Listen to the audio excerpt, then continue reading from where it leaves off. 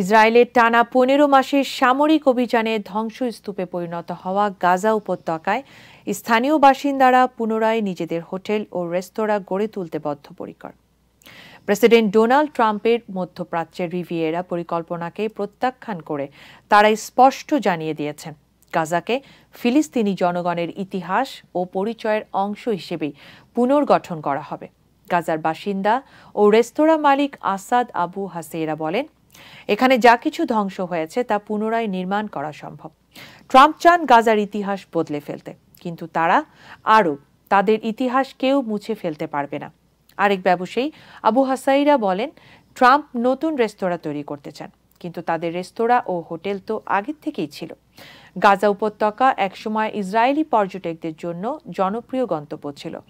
২০০৭ সালে হামাস গাজা নিয়ন্ত্রণ নেওয়ার পরও সাগর পাড়ে বহু রেস্তোরাঁ ও ক্যাফে গড়ে উঠেছিল। তবে সাম্প্রতিক ইসরায়েলি সামরিক অভিযানে বহু স্থাপনা ধ্বংস হয়ে গেছে। ট্রাম্পের পরিকল্পনা অনুসারে গাজার বাসিন্দাদের সরিয়ে সেখানে একটি আন্তর্জাতিক পর্যটন কেন্দ্র গড়ে তোলার কথা বলা হয়েছে। তার জামাতা ইসরায়েলি রিয়েল এস্টেট ব্যবসায়ী জারেড কুশনারও একসময় এমন প্রস্তাব দিয়েছিলেন, তবে এই পরিকল্পনা বিশ্বজুড়ে ব্যাপক সমালোচনার মুখে পড়েছে এবং এটিকে জাতিগত নির্মূল হিসেবে আখ্যা দেওয়া হয়েছে।